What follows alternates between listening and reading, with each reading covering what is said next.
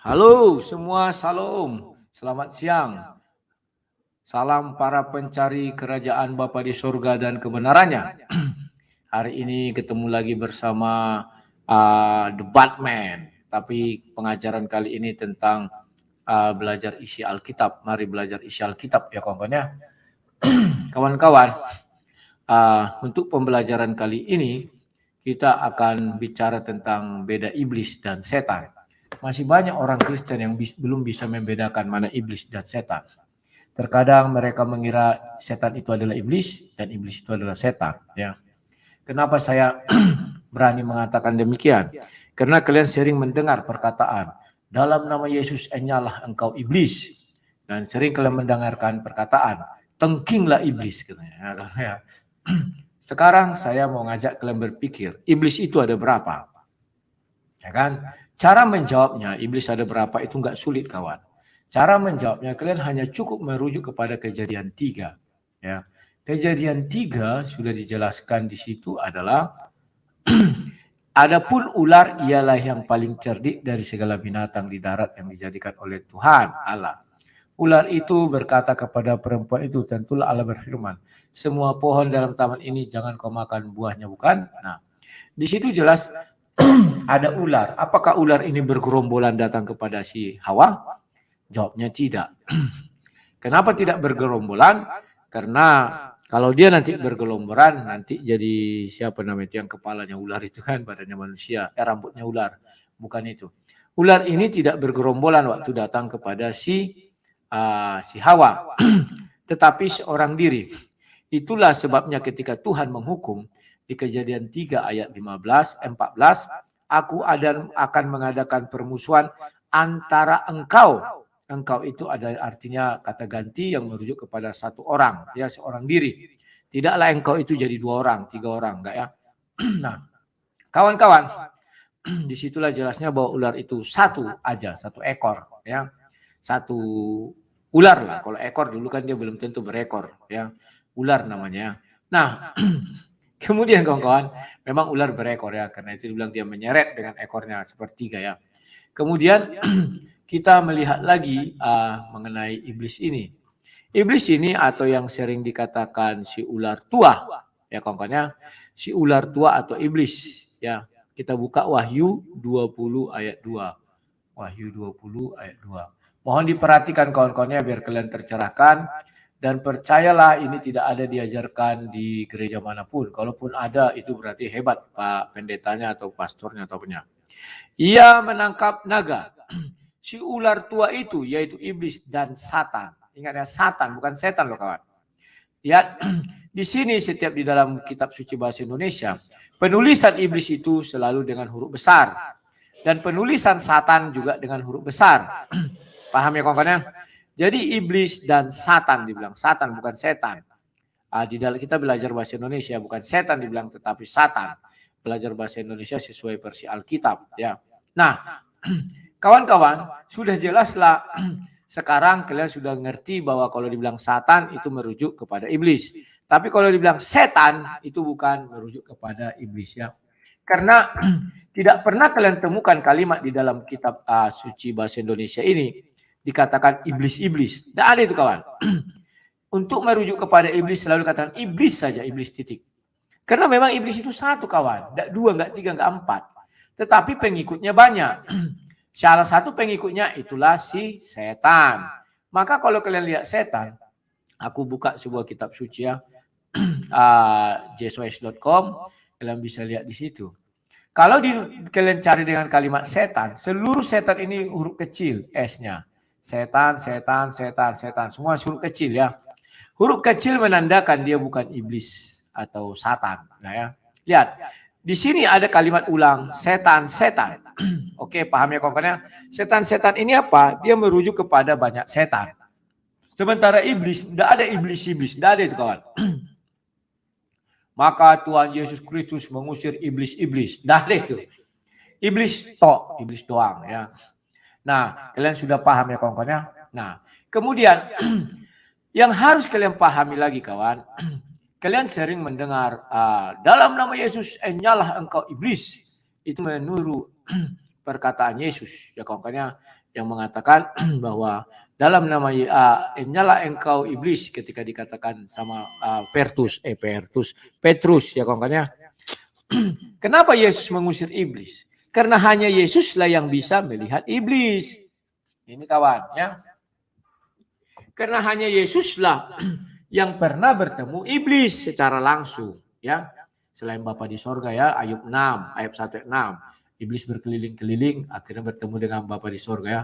Ayub 6 ayat 1 atau berapa ya? Lupa aku. Itulah di Ayub itu ya. Berkeliling-keliling, sudah siap berkeliling-keliling bertemu dengan Bapa di sorga. Sehingga iblis Tuhan Yesus tahu mana iblis, mana yang bukan iblis. Paham ya? Nah, sekarang kawan-kawan, kita tinjau iblis ini dari segi masuknya kepada siapa saja. Nah, kan ini lagi kawan enak.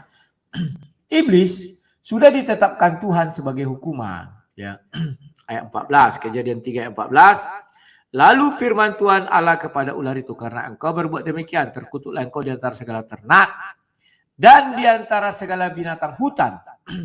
Dengan perut mula engkau akan menjalar dan debu tanahlah akan kau makan seumur hidupmu.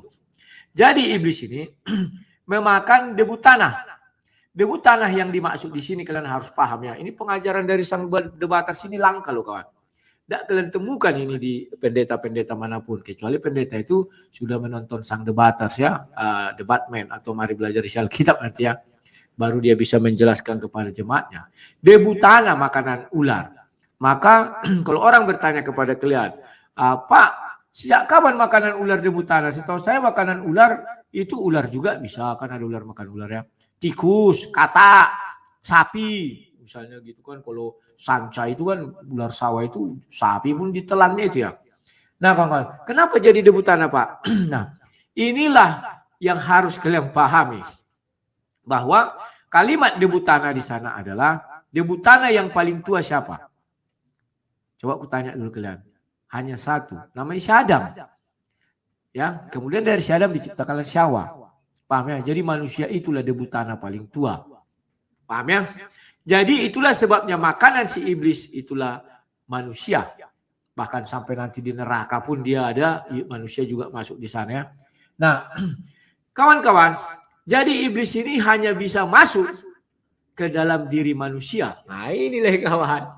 Harus kalian pahami itu kawannya. Aduh. Kenapa aku katakan ini penting sekali biar kalian bisa membedakan antara iblis dan setan. Iblis itu cuma satu kawan, tidak bisa lebih dari satu ya. Kalau lebih dari satu namanya setan-setan ya. Nah, oke. Sekarang kita buka Matius 8 ayat 31. Nanti kalian bisa mencari tahu apakah iblis itu hanya ke manusia aja masuk, carilah ayatnya. Kalau kalian dapat ya, mana tahu saya terlewat, biar kita bahas. Matius 8 ayat 31. Ini. Setan kawan, dia bisa masuk ke manusia dan dia bisa masuk ke 31 ini. Maka setan-setan itu meminta kepadanya, jika engkau mengusir kami, suruhlah kami pindah ke dalam kawanan babi. Jadi beda setan dengan iblis. Iblis tak mau masuk ke babi kawan. Karena memang iblis tidak dikutuk untuk menggoda babi, enggak dikutuk. Tetapi setan bisa masuk ke manusia, bisa masuk ke babi, ke hewan. Maka dia mengatakan kepada Bapa di sorga, kepada Yesus, usirlah kami ke dalam babi-babi itu. Dan akhirnya apa? Babi-babi itu lompat ke jurang dan mati. Jadi iblis bisa membawa kematian bagi hewan. Setan. Tetapi iblis tidak bisa mematikan babi-babi. Tidak mau dia kawan. Karena makanan dia si debu tanah paling tua. Yakni si manusia itu kawan. Jadi kalau setan semua dimakan yang hidup. Baik hewan maupun manusia maupun tumbuhan. Pernah kalian lihat kan kalau kalian lihat ada pohon besar, orang duduk di situ bertapa-tapa, ada setan-setannya katanya. Itu kawan. Itu setan. Kalau iblis enggak mau dia hidup bukan kepada manusia. Nah, hanya di dalam diri manusia setan iblis itu ada. Kalau setan di dalam hewan pun ada. Kalau satan ingat ya, satan itu ya iblis itu. Bahasa Inggrisnya kok nggak salah saya, satan katanya kan. Setan bahasa Indonesianya ya, hantu-hantu belau, roh-roh jahat. Nah, begitu ya kawan-kawan. Nah, sekarang kalian sudah paham perbedaan iblis dan setan. Kalau kalian sudah paham, maka saya ajak lagi kalian berpikir jernih. Ingat, iblis itu seorang diri saja. Ya, itulah sebabnya ada istilah two kings, two kingdoms. Dua raja, dua kerajaan. Kerajaan kebaikan itu adalah Yesus Kristus, kerajaan kejahatan adalah iblis. Itulah sebabnya makan buah pengetahuan itu yang baik dan yang jahat. Bukan yang benar kawan, yang baik dan yang jahat. Itulah di dalam diri manusia sudah terpatri dia.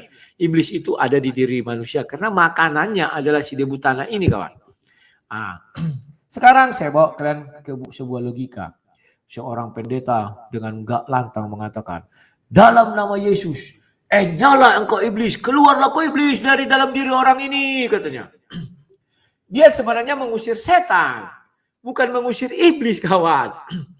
Kalau sampai dia mengusir iblis, maka pohon pengetahuan itu kawan, tinggal yang baiknya saja, yang jahatnya keluar.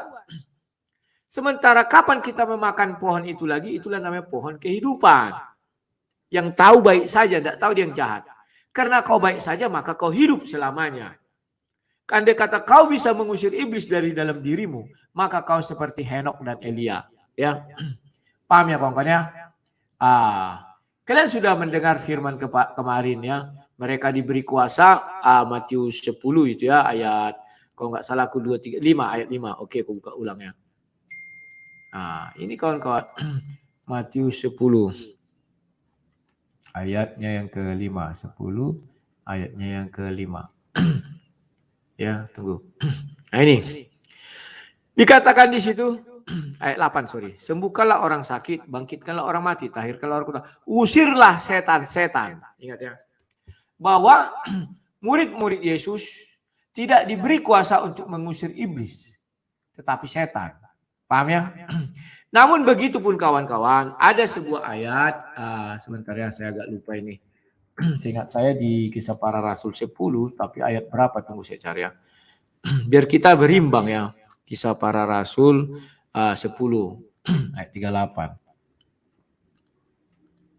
Kawan-kawan, tolong beritahukan kepada kawan-kawan yang lain bahwa channel ini akan mengajari kalian isi Alkitab itu secara jujur, transparan, dan tidak sesuai doktrin atau permintaan seseorang, tetapi sesuai isi Alkitab ini saja ya kawan-kawan ya. Jadi kalau ada kawan-kawan yang belum mengenal firman Tuhan, ajaklah untuk masuk ke sini. Karena akan saya bukakan banyak hal yang belum pernah kalian dengar di gereja, belum kalian pernah jegar di kumpulan atau di mana-mana ya, biar kalian paham ya. Saya bukakan ini Kisah Para Rasul 10 ayat 38 ya. Dibuat begini. Yaitu tentang Yesus dari Nazaret, bagaimana Allah mengurapi dia dengan Roh Kudus dan kuat kuasa. Dia yang berjalan berkeliling sambil berbuat baik, menyembuhkan semua orang yang dikuasai iblis, sebab Allah menyertai dia. Nah, dari kalimat ini bahwa ya kan, banyak orang berbuat menyembuhkan baik, semua orang loh katanya yang dikuasai iblis ya. Jadi semua orang ini sebenarnya dikuasai iblis kawan. Kita semua manusia ini dikuasai iblis. Karena iblis ada di dalam diri kita.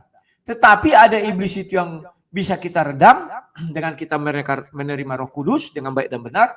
Ada yang tidak bisa kita redam. Tetapi kalau kau mematikan iblis tak bisa. Jangankan kau. Tuhan saja nggak ada firman-Nya satupun mematikan iblis. Nggak ada.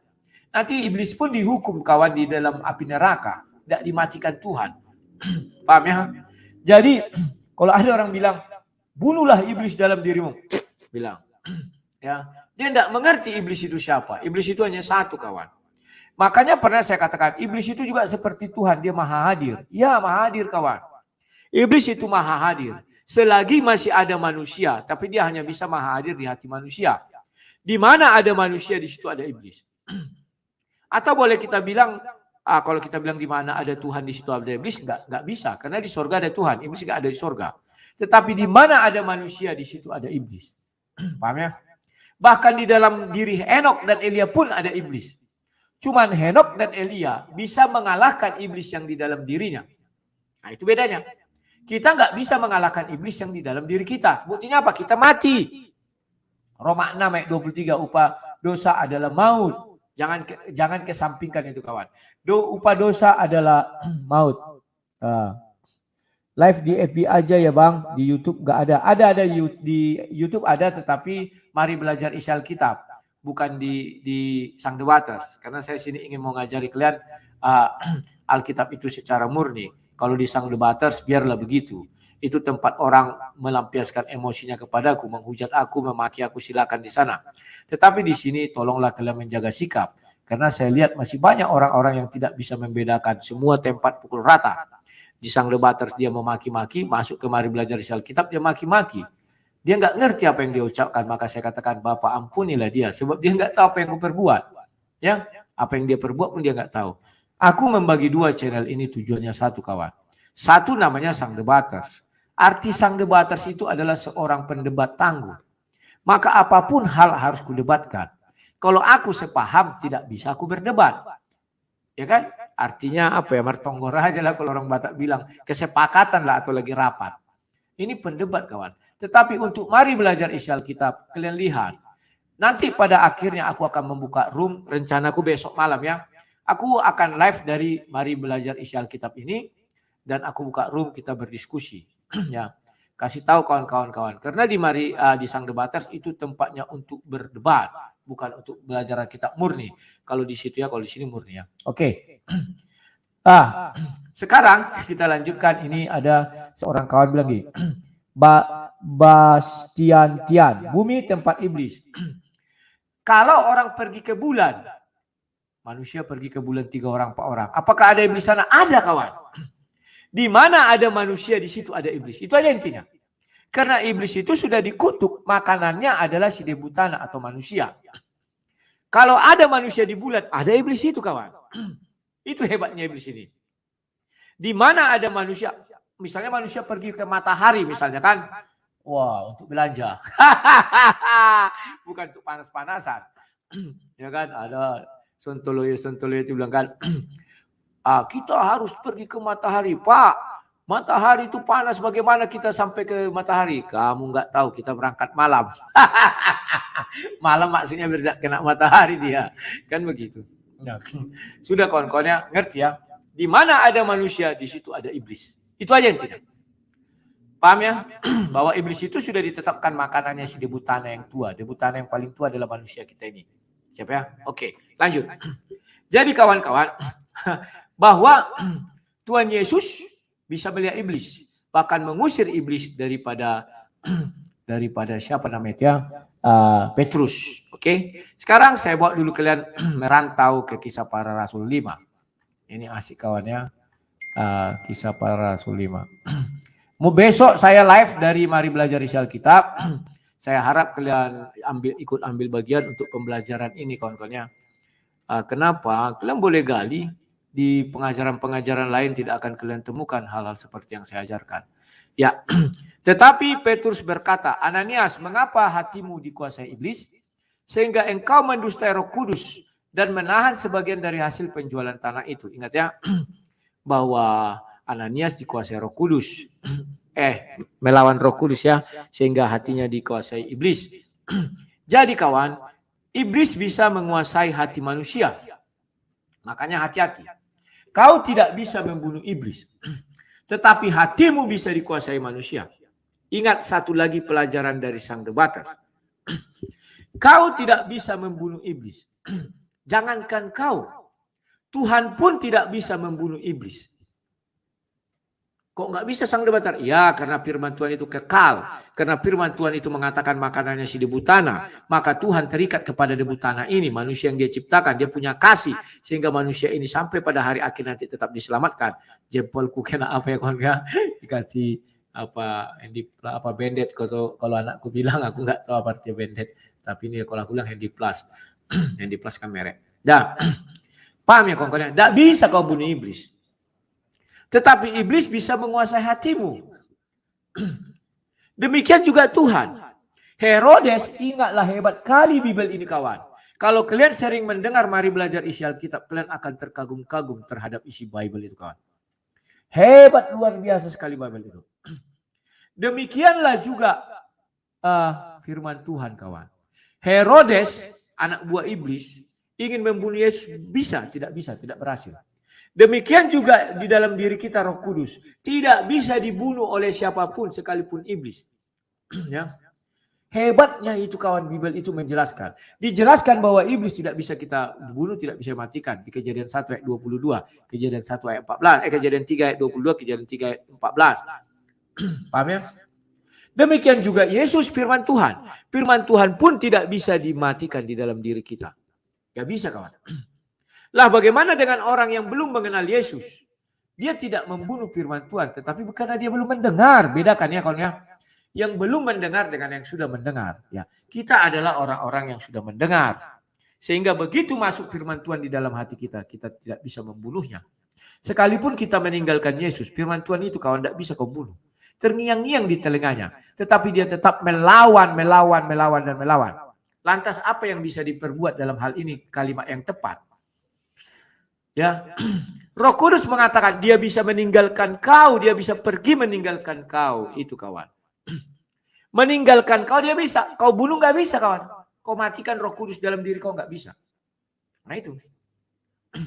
Lah orang itu bagaimana? Ya mereka kan belum ada Roh Kudus dalam dirinya. Terus apa yang mau dia bunuh? Sama dengan dunia ini. Kenapa di dunia ini lahir firman jadi manusia? Mereka berhasil membunuh? Tak berhasil. Karena firman itu sudah hadir di dunia ini, lahir di dunia ini. Demikian juga orang-orang percaya. Dilahirkannya firman di dalam hatinya, maka Roh Kudus timbul. Sehingga itu tidak bisa dibunuh kawan. Diusir bisa? Ya bisa. Paham ya? Roh Kudus itu pergi sendiri. Kalau kau dilihat Roh Kudus jatuh, terus kan ada ayatnya itu ya. Pergi meninggalkan dia ya kan. Nah jangan sampai seperti itu kawan. Oke? Sekarang kita masuk lagi kepada pengajaran tentang Yesus Kristus. Udah? Yesus Kristus sebelum pergi mengatakan, aku akan mengutus roh penghibur. Atau orang bilang Roh Kudus. Maka diutuslah Roh Kudus. Udah? Sehingga di dalam diri setiap orang percaya ada Roh Kudus. Ya. Itulah sebabnya kawan, di dalam diri kita karena kita sudah terlanjur makan buah pohon pengetahuan, si Adam dan Hawa sudah makannya, maka ada sisi baik dan ada sisi buruk. Iblis ada tetap di dalam diri orang. Roh Kudus juga ada tetap di dalam diri orang. Tetapi kau bisa mengusirnya. Itulah sebabnya ada kalimat iblis menguasaimu. Ananias. Iblis menguasai Ananias. Paham ya? Kenapa? Kan dibilang di ayat itu. Apa sebabnya? Dibilang gini. Mengapa hatimu dikuasai iblis sehingga engkau mendustai Roh Kudus? Karena bahwa Roh Kudus pun bisa didustai kawan. Hebat kawan. Kenapa bisa didustai? Karena di dalam diri kita ini kawan ada Roh Kudus, ada juga iblis. Kita cenderung memilih membangkitkan iblisnya. Iblis itu kan bapak dari segala tipu daya. Artinya berkat bantuan iblis ini kawan, kita memperdayai Roh Kudus. Paham ya? Berkat bantuan iblis kawan. Kalau nggak ada bantuan iblis mana bisa kita perdaya Roh Kudus ya? Karena iblislah yang saingannya Roh Kudus. Ya betul kawan. To kingdoms ya. Ingat bahwa Roh Kudus itu bukanlah Bapa di sorga. Kok bisa begitu sang debaters? Ya, kalian kemarin kan sudah kuajari kalian ya. Bagaimana membedakan roh Bapa dengan Roh Kudus. Dan Bapa yang adalah roh. Roh Kudus itu adalah roh Allah. Ingat. Apa beda roh Allah atau roh Bapa dengan Roh Kudus? Roh Bapa yang diutus Bapa juga ke dalam dunia yang bisa dilihat di luar diri manusia. Tidak gini kan? Itulah roh Allah. Contohnya tiang awan, tiang api, baru roh burung merpati. Roh Kudus yang ada di dalam, kan sudah kuuraikan kemarin. Ketika Mazmur Daud mengatakan, jangan cabut Roh Kudusmu dari dalam diriku. Artinya dalam diri Roh Kudus ya. Roh Bapa itu yang melayang-layang di atas permukaan air. Itulah tiang awan, tiang api. Itulah burung merpati. Itu roh Bapa. Bapa yang adalah roh itu di tahta kerajaan sorga. Paham ya? Nanti kita sampai kepada 7 roh dari Tuhan itu. Itu masih 2 aku sebutkannya. Kita tahu bedanya kan? Enak belajar sama sang debaters ini. Udah. Jadi kawan, kalau dirimu dikuasai iblis, artinya kau sudah mengkadali Roh Kudus. Berbohong kepada Roh Kudus. Atau menghujat Roh Kudus. Kalau kau hujat Roh Kudus, keluar Roh Kudus dari dalam dirimu kawan. Itulah sebabnya dikatakan dosa tak terampuni, yaitu menghujat roh. Artinya semua iblis dalam dirimu. Iblis kawan, dah lagi. Itu ya. Ingat ya. Jadi iblis hanya ada di dalam diri manusia. Sedangkan setan bisa masuk ke dalam diri manusia, mempengaruhi manusia, bisa masuk ke dalam diri babi-babi. Sehingga babi-babi pun mati. Jadi kalau ada pernyataan yang membuat hewan-hewan mati semua iblis. Ya, bukan iblis tetapi setan. Yang membuat manusia mati iblis. Beda kan ya kawan-kawannya? Nah, setan ini siapa? Itu anak buah iblis. Kemarin sudah saya buka ayatnya di Wahyu, dia membawa malaikat-malaikat iblis, berperang di surga dengan malaikat Michael, iblis membawa malaikatnya. Siapa malaikat iblis? Itulah setan-setan itu kawan. Paham ya kawan-kawan ya? Jadi jangan ada lagi pernyataan, loh kau nggak pandai, di Wahyu ini dikatakan satan. Setan ditulisnya bukan setan, satan. Dia nggak bisa membaca, membedakan A dengan E, ya kan? Kawan-kawan harus apa ya? Oke, sekarang saya lanjutkan lagi kawan. Enak bicara. Kalau saya dulu kawan mengajar Bible ini, tahan saya bicara dari jam 8 malam sampai jam 1 subuh. Berapa jam itu? 5 jam. Dulu saya memuridkan orang, tahan saya bicara tidak putus-putus kawan. Tidak henti-henti. Ini pun saya tahan kawan. Tetapi yang saya takutkan kalau saya terlalu lama bicara, kalian menangkapnya jadi bingung ya. Jadi sengaja saya buat di Mari Belajar Sial kita ini pendek-pendek ya kawan-kawan ya. Oke, nanti kita akan berbicara lagi. Kita sudah tahu ya beda iblis dan setan. Sudah paham? Bagi yang belum paham, besok malam saya akan live di Mari Belajar Isi Alkitab. Saya buka room, silakan paparkan banyak ayat. Saya akan jawab, saya akan ulas ya kawan-kawan ya. Setelah itu nanti saya menerangkan sama kalian apa iblis, apa setan.